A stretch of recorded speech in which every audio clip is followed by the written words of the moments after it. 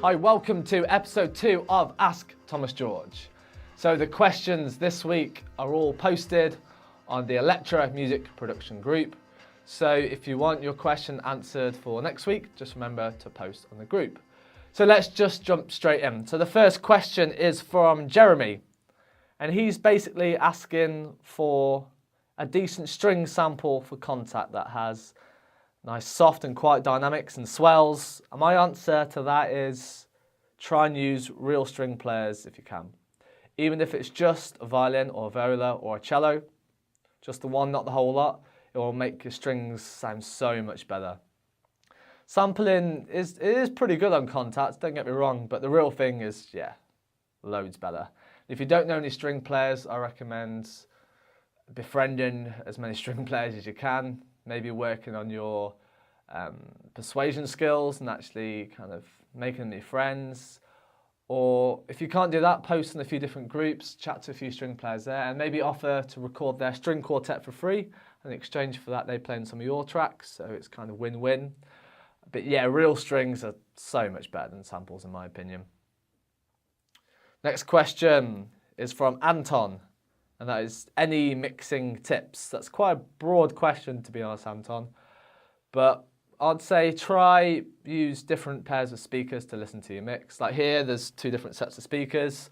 I also mix with my headphones and a second pair of headphones, and also I listen to it on just the speakers on my MacBook Pro, and then I go to my kitchen as well. I've got like a hi-fi there, and I mix it on the hi-fi speakers as well, just so you get a broad range of speakers, because a lot of people who listen to your tracks, they might not have like high quality monitors, it might just be a hi-fi, or they might listen to it in a club or a bar. So you really want to mix your music on a wide variety of speakers so you can get all different like sounds and dynamics from that. Okay, so the next question is from Robert. That is automation ideas. Okay, so what I'll do now is I'll just jump into Logic Pro 10 and I'll just go through what the automation actually does on there. So here's just a groove that I made earlier.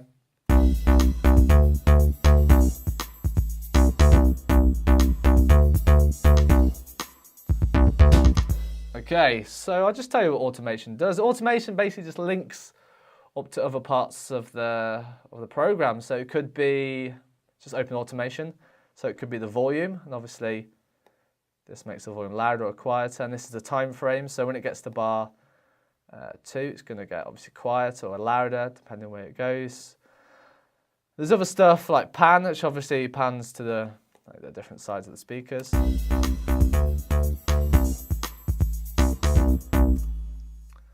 And then you can also automate the synth if you want to do that as well. So that basically just links up to different parts of the synth. So we've got the ESP here. So if I open the ESP, let's see, we've got the resonance here.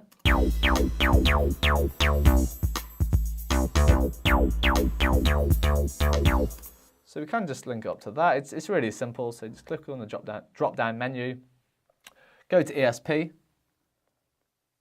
You saw that was resonance. So we just look down here until we find resonance. You notice it's here. And then just basically just play around until you find like a nice sound.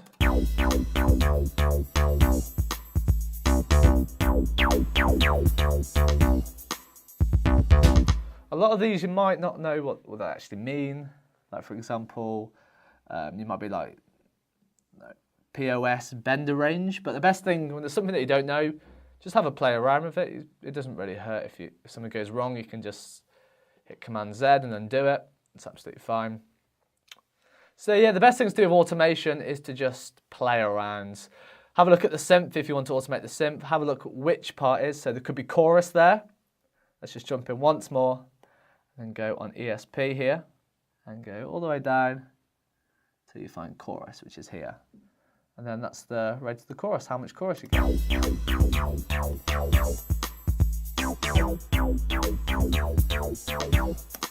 But yeah, best thing is trial and error. The next question is from Anicha. Would love to learn more about how, when, why to set up buses. So what buses do is allow you to send multiple channels just to one channel.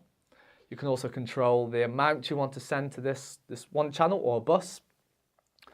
It's really good for stuff like reverb or maybe pitch.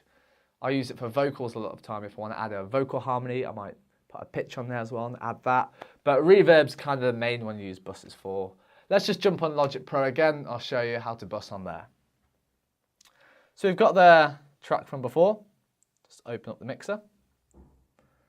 And then you'll see these things here that say bus 1, bus 2. A lot of these tracks actually come with their own bus, but let's just make our own new one and call it bus 3. There's the new bus. We can do the same with the drum kit on bus 3. And this is the amount of the bus. So on the bus, let's put, say, a reverb. So go down to reverb, space designer, and stereo. And this is the amount of reverb. This is the dry. Let's have it about here for now. Obviously, there's a lot of reverb there. Let's just turn it down a little bit. So we could have the drum kit with hardly any reverb and the bass with loads. And we turn it down.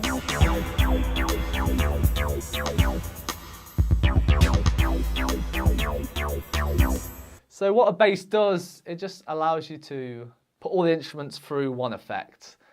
It's really good as well for your CPU or the power of your computer. So if you have loads of different plugins that all do the same thing, say you have 12 different instruments and you've got a reverb in each one of them, it's going to slow your computer down a bit. But if you bus them all or send them all to one new bus channel, it just stops your computer slowing down. And on Logic, you do get something called system overload, which is the worst thing in the whole world. I hate it so much, and this does help prevent system overload.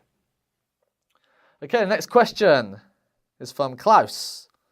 More about the flex function and how to use it. Okay. So the flex function, it's a function on Logic Pro that basically allows you to put stuff in time or in tune as well. There's a new feature on Logic Pro 10 which is flex pitch, which is a bit like the Melodyne auto tune, but I actually prefer the flex pitch on Logic.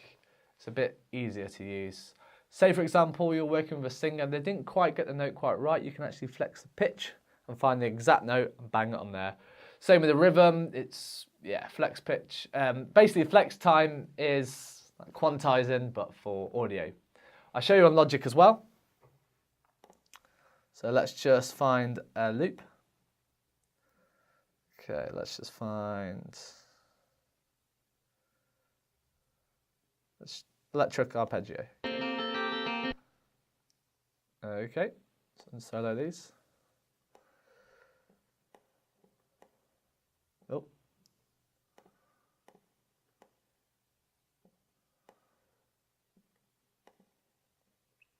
And if you didn't know, to copy over like that, you just hold the Alt key down if you're using a Mac. Okay, let's just open the flex, which is this button here. So there's a few different options. There's automatic, which is monophonic. Monophonic means it's just one note, so mono, 1. Then we've got polyphonic, which is 2. Then there's rhythmic, which is normally for drums, but the main ones I use are just monophonic, polyphonic, and rhythmic. And what Logic does as well, it has automatic, so it kind of detects which one you want to use. So I normally just leave it on the automatic as well, because that's normally right. If you look here, these little lines, the different parts, the different beats, you can actually move these around, move the notes about, and you can put them in. It's basically just quantizing for audio. You can actually quantize it there if you don't want to do it manually. So you'll hear now, has changed it. We can flex the pitch. Go to flex pitch here, and that's the actual note. That's fine tuning the note. So yeah, the flex pitch can be really handy for just slightly tuning notes. You can actually change the entire note if you want. If you go into the editor, you can go through and change the notes, change the rhythms. But I would say is don't do it too much. If you change the pitch or the rhythm too much, it can get rid of the natural feel. I like to have my music still sound quite natural and still have that human vibe to it. So try not to flex it or quantize it too much, or it can just make it sound too robotic. Okay, that's it for today. I thought I'd just go through some of the questions. And yeah, if you like your question answered for next week, just comment on this video and pop onto the Electra Music Production Group.